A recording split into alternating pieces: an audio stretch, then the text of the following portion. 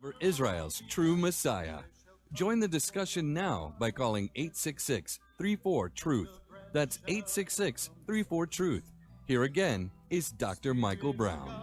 Well, this week we are really here. Welcome to the broadcast. All of our dear friends throughout New York listening right now on AM 570 WMCA. Everyone watching our live stream on Facebook and YouTube, welcome to The Real Messiah, the show to help you as a Jewish person or as a seeker after truth, whoever you might be, whatever your background, discover the true Messiah, the real Messiah, Jesus, Yeshua, the one who has been hidden from our Jewish eyes for many centuries, but is being revealed more and more and more to God's people around the world.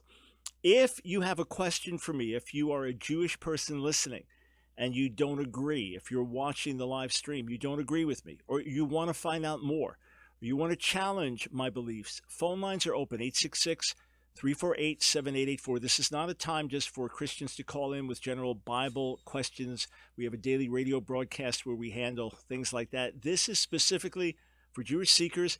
If you're a Jewish believer in Jesus the Messiah and have something to share in terms of what was the turning point for you coming to faith in him, we might take some calls from fellow believers as well. So let me just tell you what happened last week. This was our inaugural broadcast of The Real Messiah on New York City radio. We had been previously on during the day on WMCA, one of our favorite stations in the country. I was born in Manhattan, raised on Long Island as a New Yorker. MCA was an important station, so we were thrilled to be on the air, but we were unable to continue with our daily show for a larger Christian audience dealing with moral, cultural, biblical issues. And when the door opened for us to come back on the air on MCA Wednesday nights, 9 to 10, specifically to talk to our Jewish friends and maybe non-friends listening throughout New York. Some of you might even have to listen secretly because of your life situation. I'm thrilled you're taking the time to do so. When the door opened for us to come on, we were thrilled to do it. And our inaugural broadcast was last week. We went through the whole broadcast. We did a live stream, and we got lots of great responses from folks. We really dug in and tried to open up the scriptures and give you some really worthwhile content, only to find out at the end of the show that there was a technical problem between our studios and that what you heard in New York was the intro and nobody. So here we are, thrilled to be back with you, all of our friends in New York. It is a joy. In a few minutes, I want to play a delightful call. Last week, I played a call from a dear, precious Jewish woman, Sarah. This was some years back when she was in her late 80s. God opened her eyes, an Orthodox Jewish woman, and revealed Yeshua the Messiah to her. And subsequently, we talked about how she found me on WMCA. So I want you to hear this so you know the importance of us being on radio in this great city that reaches so many people. Tonight, we're going to open up the scriptures. We're going to look at this week's Torah portion, which is Parashat Korach, which is from Numbers, the 16th chapter, Numbers 16:1 to Numbers 18:32. And then the Haftarah, the supplemental portion for the prophets, is from the end of 1 Samuel 11 into 1 Samuel 12. We'll talk about the significance of that and open up the concept of the Messiah as mediator. We're going to dig into the Hebrew scriptures. I think you're going to find this really enlightening. And then I want to take some time to explain to you why I am so open to, so eager to have public debates with rabbis and counter-missionaries, and why I find it fruitful to do that. Again, if you have a question, 866-348-7884. In particular, if you're a Jewish person seeking the truth about the Messiah, or you're outraged that someone like me is on the air, you're very upset that someone like me is on the air. I'm just looking at some recent posts that were put on our social media pages. Oh, let me just look here. After we were in Israel, speaking to some Orthodox Jewish people about Yeshua the Messiah, a woman named Adela posted this: Dr. Brown is a duplicitous, conniving, wicked heretic. God is not a man, and if you worship a man, then you are doomed.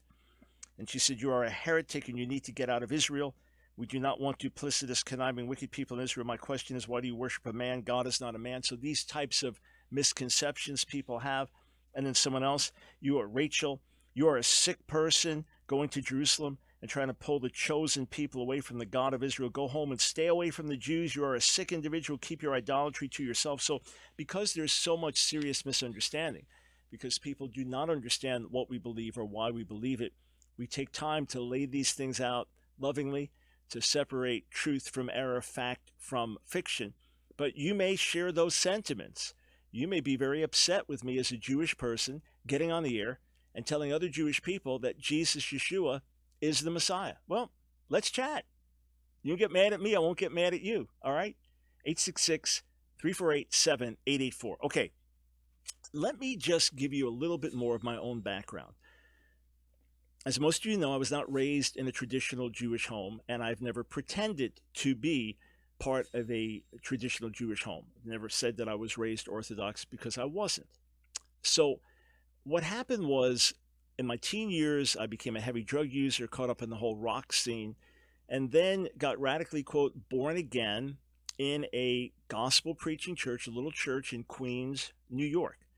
Now, when I came to faith, no one sat me down and opened up the Hebrew scriptures to me and showed me all the messianic prophecies that pointed to Jesus, Yeshua, as the Messiah. That did not happen. I heard about this. I heard people say that he was prophesied in the Hebrew scriptures, but to be honest, I didn't really think about it. Why? Because I was a drug user. I was a lost sinner. I didn't have knowledge of God and the scriptures and things like that. So the biggest issue was God making himself real to me and confronting me with my sin and my rebellion and my wickedness. The drugs were just an outer manifestation of a wicked, angry heart. All right. So what happened was I came to faith, and I was talking to my father one day, who was thrilled to see me off drugs, but was not pleased with me believing in Jesus. I didn't even know his Hebrew name was Yeshua. I didn't know any of this stuff, that Christ was the Greek way of saying Messiah. I have Jewish friends of mine, when they came to faith, they thought that Christ was Jesus' last name. He was the son of Mr. and Mrs. Christ. So, I mean, we had very, very little understanding. So I was talking to my father one day, and I said, well, I heard there's a prophecy that describes his suffering like hundreds of years in advance, talks directly about Jesus in the Old Testament. And my father said, well, where is it? Where's the passage? He was a lawyer, senior lawyer in the New York Supreme Court, brilliant man, great, clear thinker and debater. And I went and got my Bible, my King James Bible in English, and I found the passage. And I don't ask me how I found it, because I didn't know where it was. I was barely familiar with Scripture. I opened up, I said, I think this is it. I think this is it. And he read it and was quite surprised. Let's just suffice to say, he was quite surprised to see what it said and how clearly it laid things out. Of course, it was Isaiah, the 53rd chapter, a chapter we'll discuss in brief tonight as we talk about the Messiah as mediator. So it was then that I went and met with the local rabbi, and he gave me a book on anti-Semitism in Jewish history. And that was to show me how horrible church history was, anti-Semitism in church history, and how Christians had mistreated the Jews, and how could this be the real faith. And then he and I would talk and have these theological discussions, and then he would bring me to meet other rabbis. And then ultimately, after about a year and a half of us doing this back and forth, and him challenging me to learn Hebrew and so on and so forth, because the little I knew from my bar mitzvah was minimal, I'd forgotten most of it, he then invited me to go to Brooklyn to meet with Lubavitcher Hasidim. So ultra-Orthodox Jews, if you live in New York, you've seen them on the street corners for decades, asking you to pray with, if you're a Jewish man, to go in and pray with them, put on tefillin, etc. And you know their outreach, many of them believing that their leader, Menachem Mendel Schneerson, the Rebbe, who died in 1994 at the age of 92, believing that he is the Messiah. So I began to interact with them, and they really challenged me. They really challenged me. Here, they were very kindly men. They seemed to be deeply spiritual. I prayed hours a day. They prayed hours a day. I studied the word hours a day. They studied the word hours a day. I wanted to please God with every fiber of my being. They said they wanted to please God with every fiber of their being, and they certainly looked a whole lot more Jewish than my church did. And it really challenged me. And I was determined, okay, I know that God changed my life through Jesus. I can't deny that, but these men are raising serious issues and serious objections. and I've got to follow the truth wherever it leads. I remember one time I had spent hours and hours with them again, and there were several different occasions when we did back then, and of course many times over the years since, different Lubavitch rabbis.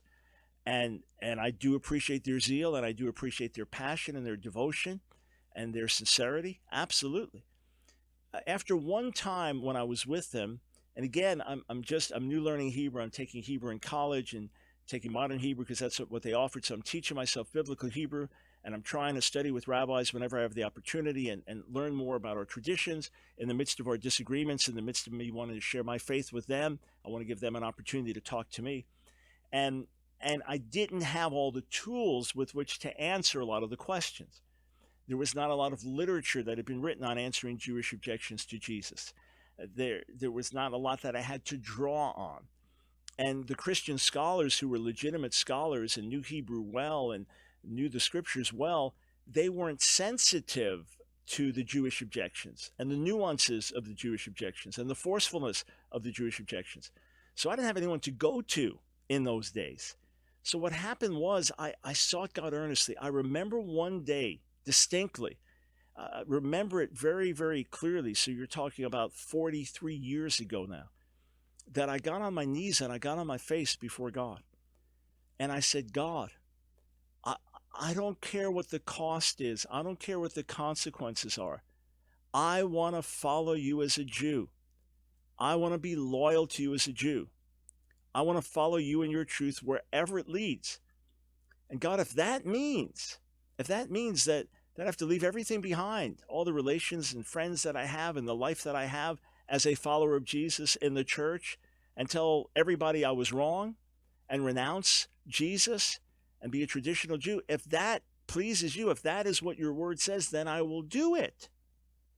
On the flip side, if everything I believe right now is true and Jesus really is the Messiah, I don't care if I get rejected and maligned by the Jewish community. That's the type of stuff I read to you here.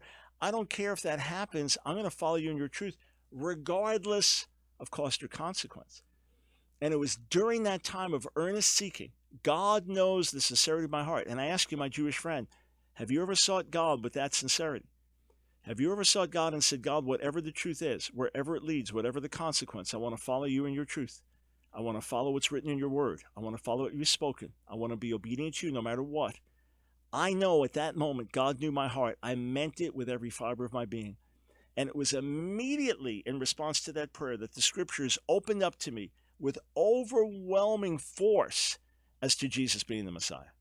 Yes, confirming what I had believed, but at that moment, before God, he knows. But the questions that were raised to me, I was ready to say, I turn my back on him if that pleases you, God. But God made overwhelmingly clear to me that Jesus, Yeshua, indeed is our Messiah. Now, in a moment, I want to explain to you the purpose of the debates that I've done, why I do public debates, why I feel they're valuable, and why I respect those who differ. And I want to speak to everybody who knows Rabbi Mizrahi, based in Brooklyn and in Israel, influential Orthodox rabbi. For years now, I've been trying to have a public debate with him. And I want to tell you why it hasn't happened, and it's not on my end. I schedule it at the drop of a hat with joy in any setting, be it in a yeshiva setting, a synagogue setting, a church setting, a neutral setting, wouldn't matter. With joy, in a heartbeat, a formal, lengthy, moderated debate with joy. I'll explain to you why it hasn't happened. But first, let's just have a light moment of joy here. This is the call from Sarah. So initially, she called the show, shared her story with us. It was just remarkable. Everyone in New York that missed the first show, just go to my YouTube channel, Ask Dr. Brown, AskDR Brown on YouTube, and you'll see it just a few videos down, Real Messiah from last week. And you can hear this amazing call from Sarah. But after her incredible experience being born again, God revealing Yeshua to her as a woman in her late 80s and this new life she's living, and we sent her a whole bunch of books and DVDs and things like that. She said she reads hours and hours a day and she can watch DVDs as well. So she subsequently callback. And this is one reason I'm so thrilled to be back on the air on WMCA. Let's listen to what Sarah had to say. So, Sarah, I just had one quick question for you. How is it that you came to listen to this broadcast? I came to listen to the broadcast because since Jesus knocked on the door of my heart, I found WMCA 570, and it was the Christian radio station. I started to listen to it, and there was the awesome, how can you describe, Dr. Michael Brown. And that's how I came to know you. I was led to you through Yeshua Jesus, to find you and to learn the real kosher Jesus. That's how I found you. Well, God bless you. I'm just smiling broadly, and I'm so glad you got our books. We'll stay in touch with you, and as soon as you finish those, we'll send you more, and love to connect you with other believers in the Brooklyn area. So thanks for calling. Stay in touch with us. I just want to say, I have to say this to everybody, and I'm going to start crying for joy, to discover my true identity of who am I. I'm an image of God and a likeness, and I can feel it. I can feel it when I wake up in the morning, to discover who you truly are, a divine consciousness, and you live and you have your being in a divine mind. And now, just like you're the perfect model, Dr. Brown, to be a beneficial presence in the world. Oh, well, Sarah, God bless you. And our goal, of course, is to point everyone to Jesus, Yeshua, the Messiah, so that God can be glorified and our people can come to know him. Sarah, you've got many friends out there that you've never met, and they're praying for you. Thanks for calling again. God bless. Thank you, everybody. So that was the amazing second call from Sarah, and brand new in her faith and expressing some things in some very interesting ways. And we were able to connect you with other Messianic Jewish believers in the Brooklyn area. But again, that's why we're so thrilled to be back on the air here on 570 AM. Okay, before we get into this week's Torah passage, which is a fascinating passage with some fascinating insights and some really interesting things we'll glean from some important Hebrew idioms, and will get us to the point of the Messiah as mediator. Before I do that, let's talk about the issue of doing debates, all right? Why do I gladly, joyfully do public debates? Not just with rabbis, but on many other different subjects. I've debated other Christian believers on differences that we have within our common faith in Jesus Yeshua. I've debated agnostic professors, gay activists, different folks trying to set up debates with some Muslim leaders in England when schedule will permit. So let me explain why. First, remember that I was constantly challenged by the traditional community, that I would sit with rabbis and they would challenge what I believed. They would challenge the translation I was using before I could read from the Hebrew well. They would challenge scholarship that I would raise, etc., etc. And because of that, and then they would talk about, this one they debated and that one, and he didn't know anything, and separate from these kind of guys. I'm a good guy, but don't associate with these guys. They don't know anything. And so I've been challenged from day one, literally from day one, as a Jewish follower of Jesus Yeshua, which is perfectly understandable and makes perfect sense. Makes perfect sense in terms of why I'd be challenged. So again, I've done these debates. I would do them every week if we're able. And my friend Rabbi Shmuley, we've debated in different settings, between public debates, then on radio, then on TV, and in different settings, 15, 20 times. And we would do it probably every single week if we had the opportunity to. So why do them? Is it just a performance thing? Is it just an arguing thing? No, listen. What I want is the conversation that we have in private to have it in public so others can judge for themselves what's being said. The general manager of the New York Giants, Dave Gettleman, who most of you know well in New York, general manager of the New York Giants, who before that was the general manager of the Carolina Panthers and did a great job there. when he was in North Carolina, which is where I presently live, although I remain a New Yorker in heart, we met, and I found out that actually I was involved in his life years earlier. This is public record. He shared this. Years earlier, he had started to go to a Messianic Jewish congregation, and he believed, he was starting to believe that Jesus was the Messiah, but he had lots of questions. And he came to a big debate I did with Rabbi Shmuley in New York City many years ago. And as a result of that, the questions were answered, and that's when he took the plunge and knew for sure that Yeshua was the Messiah. So these debates can be very, very effective. The goal is that you can hear both sides. When I go to do an event on a college campus, let's say they want me to talk about the Bible and homosexual practice, or is Israel an evil occupier, or something like that, I say, can we get someone from the other side to debate me? Why? Because I want people to hear the best of both sides. If someone calls in my show and they ask me about a particular Christian belief, a nuanced belief here and there, if I have debated that issue with a Christian somewhere, I'll say, well, watch this debate. Why? Because I want you to hear both sides as clearly as you possibly can.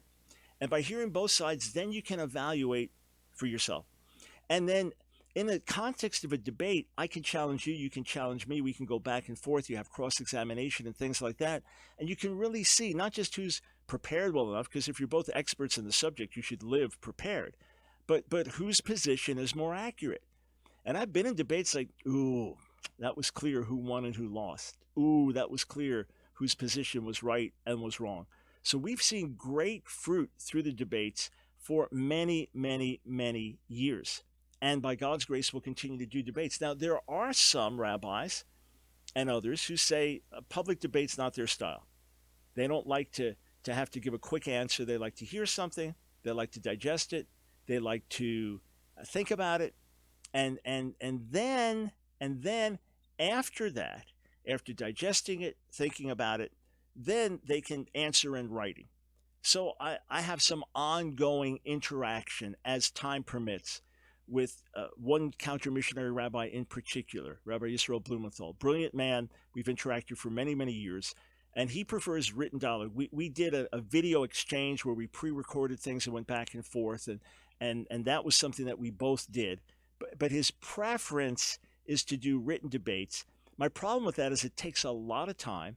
And then it gets so complex that our current one right now is, I don't know, maybe 150 pages. It's getting there quickly, and we've got a lot more to go.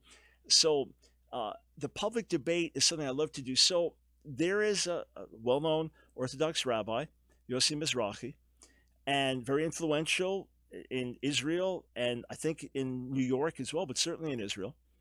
And a few years ago, he did a debate with a Christian brother, and he was very pleased with the way it went, and it's gotten a lot of internet attention. So someone said, well, Dr. Brown, why don't you debate Rabbi Mizrahi? I said, well, I'd love to. Of course I would. So he and I actually interacted, and he then sends me a test. Okay, answer these questions first. Answer these questions? Are you kidding me? I've written 5 volumes, 1,500 pages that answer these questions in massive depth, and 100 others you didn't ask, with ample documentation and footnoting, and I've been doing debates for years. Why do I have to pass your test in order to do a debate? So I said, the answers are all here in these books, and I'm not going to read your books. I'm not going to buy your books.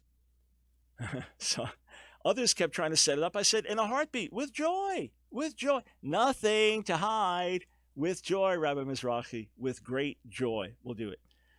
So again, he explains that, things aren't being answered. He's not going to answer. He's not going to buy my books. So I write to his website. I actually personally wrote to his website and said, sir, please, and then did everything I know how to do to get a message to him saying, please give me your address. I will send you the 5 volumes for free. There you go. You don't have to buy anything, and all the answers you're looking for are there. And then I did something online, a video, a real quick one. I said, all right, here are your objections. Here are quick answers, 30-second answers. I could give 30-hour answers.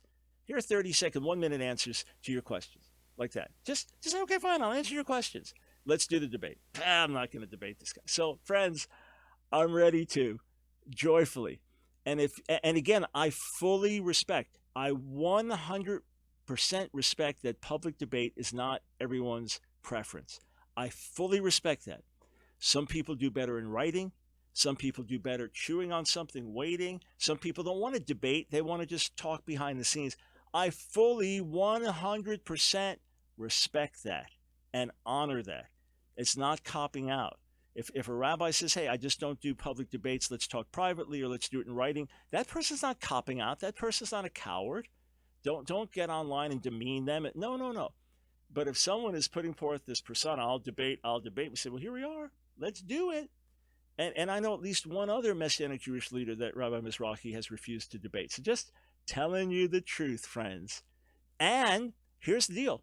Feel free to call in if you're in his camp and raise any questions he would raise, and it would be my delight to answer them here on the air. All right, tell you what, let me take one quick call right before the break. We go to Dave in New Jersey. Welcome to the Line of Fire. Good evening, Dr. Brown. How are you, sir? Doing very well, thank you.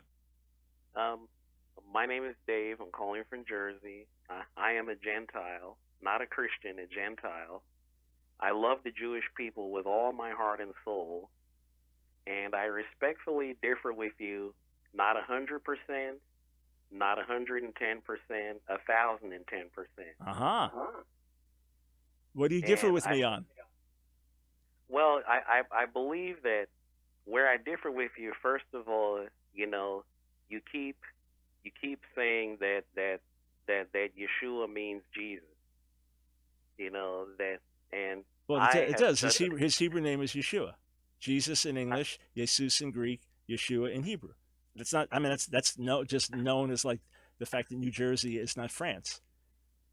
I have studied Judaism for years. I have friends from every spectrum of the Jewish community. I love the religion. Uh-huh. And I have to tell you that, the evil Adolf Hitler, was the worst individual ever to grace the planet Earth. And he committed, what was the worst genocide known to mankind in the Holocaust. Yes, he did. And the thing is, what concerns me is that where Hitler committed physical genocide against the Jewish people, I feel, and I don't say this, to be pejorative, but I feel that what you are doing, in a sense, is committing spiritual genocide against the Jewish people. Because what you are doing is trying to take the Jewish people away from the God who has kept them and blessed them. Hang on. Tell you what, I got a break here. It's quite the contrary. I'm trying to connect Jewish people to the God of Israel more deeply. And I have many friends, Messianic Jews living in Israel today, that were completely secular. No connection to Israel until they came to faith in Yeshua. Hey friends, this is Michael Brown. Over the years, going on almost 50 years now of interacting with our Jewish people about Jesus, there's so many objections that have been raised. I wrote 5 whole volumes, over 1,500 pages, on answering Jewish objections to Jesus, and then recorded a 22-hour lecture series on the same subject. But that's a lot of material to take in. I want to put something in your hands absolutely free. If you are a Jewish person wanting to find out the truth about Jesus the Messiah, I want to put this book in your hands absolutely free. It's a mini book. It's an easy read, but it's a page turner.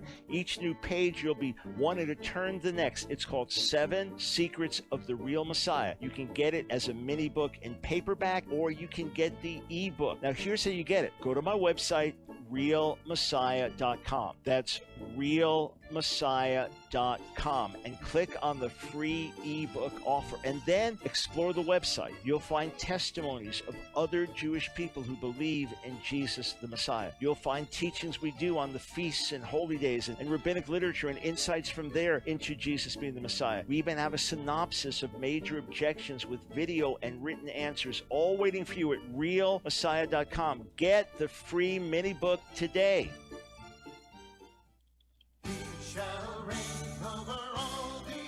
It's time for The Real Messiah with your host, Dr. Michael Brown. Join the discussion now by calling 866-34-TRUTH. Here again is Dr. Michael Brown. So I was in Israel one time, part of a big conference there, and there was a demonstration outside the hotel from ultra Orthodox Jews, and they were holding up signs, but some had signs in English saying, "Hitler wanted our bodies, you want our souls." And we had to interrupt Dave in the middle of him speaking because we had a break coming up. But that is basically what Dave is saying. So, Dave, that's your point, that what I'm doing, in your view, is going to pull Jews not just away from God, but away from the people of Israel and their whole purpose in the world, and therefore just cause them to assimilate into the world, into the Christian church or something like that, and thereby I'm a destroyer of souls and not just a destroyer of bodies. Is that what you're claiming? Absolutely. You are snatching the souls of Jewish people away from their tradition, their beliefs in the Torah, and you are, and I agree with Sarah, the emailer, that what you are doing is you are taking the Jewish people, trying to take the Jewish people away from God and having them to worship a man. A man who was, one of the greatest men who ever lived. I'm Muslim. So Dave, so hang on. Let me ask you this, okay? Let me ask you this. Does it matter to you? Does truth matter to you? Absolutely. Oh, okay. If I can demonstrate to you from the Hebrew Bible that Jesus is the Messiah of Israel, and the best thing for a Jew to do is believe in him, would you say then I'm doing a good work? No, I wouldn't. Because that's absolutely not the case. Well, no, hang on. So you just contradicted yourself. So truth doesn't matter. This is what you do. Truth doesn't matter to you. This is what folks like you do. Dave, hang on. There's no need for you to accuse with folks like you and stuff like that. And even to just say now you're a Muslim coming in, you could have said that right up front. But listen, I appreciate your love for the Jewish people. I appreciate your hatred of idolatry. I share in that hatred of idolatry. But let me ask you the question again. If I could demonstrate to you from the Hebrew Scriptures that Yeshua is the Messiah of Israel and that it's right for a Jew to believe in him, would I then be doing a good work? If you could absolutely positively demonstrate that, you would be doing a good work. Got it. But I have to tell you that, from everything that I've learned about the Hebrew Scriptures, and even the New Testament Scriptures, it's just not possible. Mm-hmm. All right, but so the big issue. I should have told you up front. Yeah, but that's fine. That I'm Muslim. Yeah, that's fine. It's just when you're dealing with stakes this high, it's always good to put all the cards on the table. But bottom line, then, we can agree on this, sir. The question is, who is Jesus? If he's the Jesus of the Quran, then obviously my beliefs are misplaced. If he's the Jesus that traditional Jews would look at, in which case he's not the Messiah, then my beliefs are misplaced. If he is the Messiah of Israel, then I'm doing a good job in sharing that message with my people. So that really is what things come down to. So tell you what, I don't want to put you under any pressure on the air here, okay? Don't want to put you under any pressure. But Phil's just going to come on and ask you if you would like to receive a free copy of my book, The Real Kosher Jesus. We won't put you on any mailing list, and there's no obligation. If you'd be willing to read it, I'll send it out free. So Phil's going to ask you that question, all right? And friends, if you have a question, especially if you're a Jewish person listening and wondering about things, give me a call, 866-348-7884. Before I go back to the phones, we are going to look at this week's Torah portion. This week's Torah portion that will be read in synagogues on Shabbat. It is Parashat Korach. So this is after the children of Israel, because of unbelief and rebellion, have said they won't go into the promised land, and God pronounces judgment on them. They're going to die in the wilderness. And then at the end of the 15th chapter, God even deals with high-handed sin and the penalty of that. And then chapter 16 begins by talking about Korach. So Korach was a Levite, and he was upset with Moses and Aaron being leaders, and Aaron being the high priest, and the priests having special privileges and responsibilities. And hey, the whole congregation of Israel is holy, and others clans of Datan and Aviram, they rose up, those families, and they were also going to oppose Moses and the order that God had established, Moses and Aaron, and oppose that. And of course, God brings judgment on them. It's an interesting word that Moses says, if God literally creates a creation, in other words, done something brand new, and the earth swallows them up, then you'll know. And fire comes down and judgment, earth swallows them up. And rather than the people of Israel really recognizing what's going on and repenting, they're like, you're going to kill us all. You're going to kill us all. Now, a couple of very interesting things happen here. And first, I'll read in English in Numbers, the 16th chapter, okay? Because wrath comes from the presence of the Lord. And two things take place. One is that Moses intercedes. Moses intercedes for the people. There's a Jewish tradition that says that when Moses died, God wept because he said, who's going to intercede for Israel?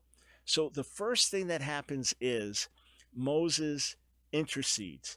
And it's because of the intercession of Moses. God should have destroyed the people, but because of the prayer, the intercession of Moses, this happens repeatedly in the Torah. God doesn't do it. But look at this. As wrath comes out from the presence of the Lord, it says in verse 44, the Lord said to Moses, 16:44, get away from this assembly so I can put an end to them at once. And they fell face down. Then Moses said to Aaron, take your censer and put incense on it, along with burning coals from the altar, and hurry to the assembly to make atonement for them. Wrath has come out from the Lord. The plague has started. So notice what Aaron the high priest does. He stands between the living and the dead. A plague breaks out, and Aaron stands between the living and the dead. And he takes what? He takes incense from the altar of atonement, where the blood sacrifices were offered. Okay, that's what gives this its power. It's not just general incense, it's incense from the altar of atonement, was what Maimonides Ramban called Mizbach Kaparah, the altar of atonement. He takes incense from there and he holds that up. And then as a mediator, as an intercessor, what happens is the wrath is turned away. Now look at this. Let's skip over to chapter 18. The 17th chapter, God again affirms Aaron and his role. Chapter 18, the Lord said to Aaron, you, your sons, and your family are to bear the responsibility for offenses connected with the sanctuary, and you and your sons alone are to bear the responsibility for offenses connected with the priesthood. And there is a fascinating Hebrew idiom that's used there, nasa avon, to bear iniquity. To bear iniquity. What does it mean? Now, traditional interpretation of the passage says that it was the responsibility of the sons of Aaron and the Levites as they're being addressed here, all right? So first the sons of Aaron, that their responsibility was to warn people, don't encroach on the tabernacle, don't encroach on the holy place. This is where God dwells. This is sacred. Don't go there. They were to warn. But if the people would go and violate, then they were to bear the punishment, not just the person who offended, but they were to bear the punishment as well. What does it mean to bear the punishment, to bear the iniquity? What does that mean? Well, in the first instance, it's just we ourselves, if we sin, we bear the responsibility. So there is that idiom, nasa avon, meaning I'm responsible, I bear the weight of it. For example, Genesis chapter 4:13, after Cain kills Abel. Genesis 4:13. It says, Vayomer Cain el Adonai gadol avoni minso. He says, my iniquity is too great to bear. The punishment for what I've done, the reality of the crime I've committed, murder, it's too heavy for me to bear. So that's one meaning of it. You bear iniquity by bearing the responsibility of your sin. You commit the crime, you do the time. All right? Now, there's another idiom, nasa avon, where God bears iniquity, meaning forgives. He removes it. He lifts it off. Nasa is to bear, to carry. He removes it. So it says about the Lord in Exodus chapter 34, Exodus 34, verse 7. It says, Notzer chesed la'alafim. So keeping loving kindness for thousands or 1,000 generations. Noseh avon v'pesha v'chata'ah. So he forgives iniquity and transgression and sin. But he doesn't acquit the guilty. So here, when God bears iniquity, he carries it off. He forgives. So that's another usage of it. But now check this out. What about someone bearing the responsibility who didn't commit the crime? What about someone else interceding who didn't commit the crime? What about the penalty coming on someone who didn't deserve it? Here's a bodyguard with the president. He sees someone ready to shoot. He throws his body in front of the president and he takes the bullet. Can an animal sacrifice do that? Can it have that symbolism? Yeah. Take a look. Leviticus chapter 16. Leviticus chapter 16, verse 22. It's talking about the scapegoat. In fact, we can start in verse 21. Leviticus chapter 16, starting in verse 21. And there it talks about the sins of the people of Israel, the sins, the transgressions, being put on the scapegoat, the goat for Azazel, the goat that would escape into the wilderness. And then it says this in verse 22. V'nasaha sa'ir alav et kol avonotam el eretz gzerah. So this goat will carry on itself, will bear on itself all their iniquities to a desolate land, to a remote place. The goat will carry on itself, nasa avon, it will carry on itself the iniquity of Israel. So let's just review this. A human being sins and he bears the responsibility. He carries the iniquity, the responsibility of that sin. When God bears the iniquity, he removes it, he forgives. What about a sacrificial animal? One of the whole lessons of the sacrificial system was life for life, the innocent for the guilty. So in this case, the high priest lays his hands on this particular goat and confesses the sins and transgressions and rebellion of Israel on it, and then sends it out. So it symbolically carries that iniquity away. And when joined with repentance and faith from the people, it brings forgiveness. All right? Now, can a human being do that? Can a human being bear the iniquity of someone else? Well, it says in Numbers 18:1 that was the role of the Aaronic priests, right? The sons of Aaron, that they would bear the responsibility, bear the iniquity for those that would encroach upon the sanctuary. But check this out. Ezekiel chapter 4. Ezekiel chapter 4, verse 4. And the text continues after that. The prophet is called on to do something symbolic. In Ezekiel 4:4, he's called on to do something symbolic, and he lays on his side, on one side for a period of time, and then on the other side for a period of time, and it is symbolic. What is he doing? What does the text say? Ezekiel chapter 4, verse 4. Vatashachav ad sitcha hasmali. So you lay on your left side, Vasamta et avon beit Yisrael alav, and you will put the iniquity of the house of Israel upon it. Mispar yamim asher tishkav alav tisat avanam. For the period of time that you will lay on your side, tisat avanam, you will bear their iniquity. You see it? So here is, and he's also a priest, Ezekiel, right? So here is this individual, a righteous, godly prophet, who symbolically bears on himself the sin and iniquity of Israel. So he is substituting for them. He is interceding for them. He is acting in the role of a sacrificial animal. Now, friends, all this ultimately does is give us a preview of what the Messiah does, because we need an intercessor. We need a mediator. Yes, I pray directly to God. Yes, I have direct access to God through the Messiah. But he's the one who opened the door, because we have been alienated by our sins. That's why there was a high priest. That's why there was a temple.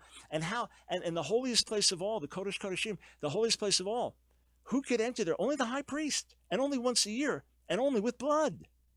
So the idea that we just have unlimited access into the holiest presence of God in heaven without the way being made, that's human arrogance, friends.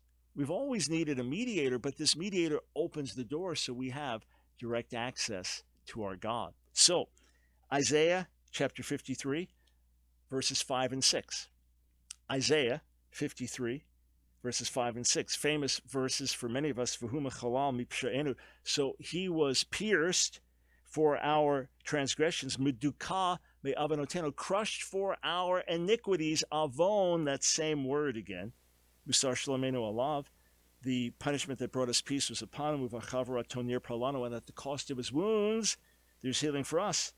Now, verse 6. Kulanu katson ta'inu, all of us like sheep have gone astray, ish l'darko paninu, each one turned to his own way.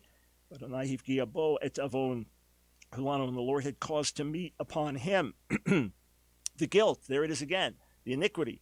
Avon, which means guilt, iniquity, caused it to rest upon him. And that word hifgia, caused to rest upon him, that's also the word from whence we get intercessor, mafgia, the one who brings these two sides together. And then what does it say in Isaiah 53:11? Isaiah chapter 53, verse 11. Me'amal nafsho yir'eh, yisba b'dato, yatzdik tzadik avdi l'rabim. So from the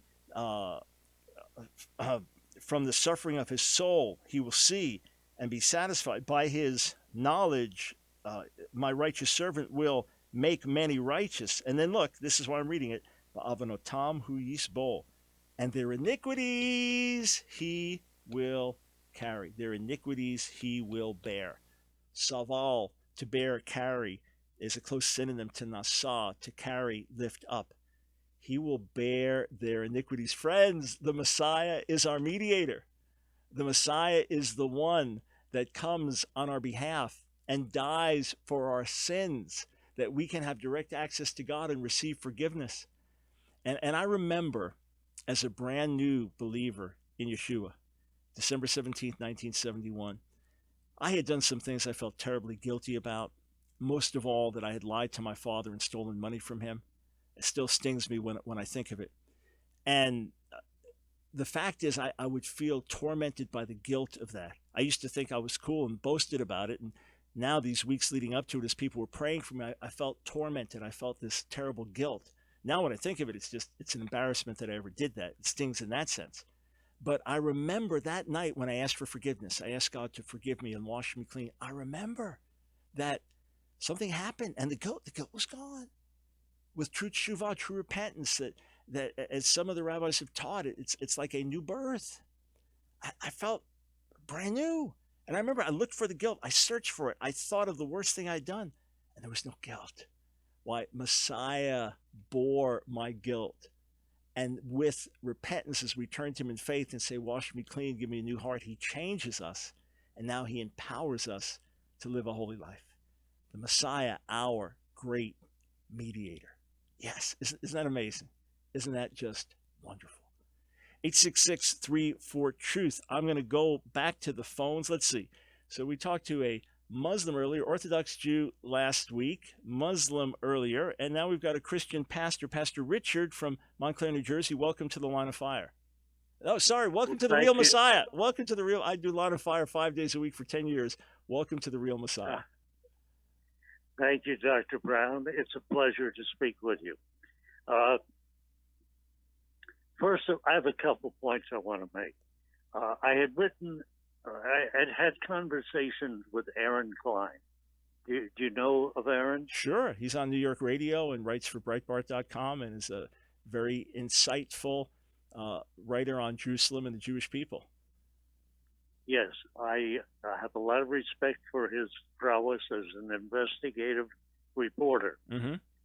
And I've been on his program several times, and including last Sunday evening. And recently I've written a letter to Aaron, commending him on the fine job he does, and that I'm a loyal listener. And also I breached the subject of whether he would be interested in becoming a completed Jew. Mm-hmm. And I went into some detail, in case he wasn't familiar. I'm sure he is familiar with it. Yeah, and let me But, just say let me just say one thing. When I came to faith in Jesus, there's a question. Okay, well, what do you call yourself? Are you a Christian now? Well, the Christian, that would imply that you changed religions or something like that.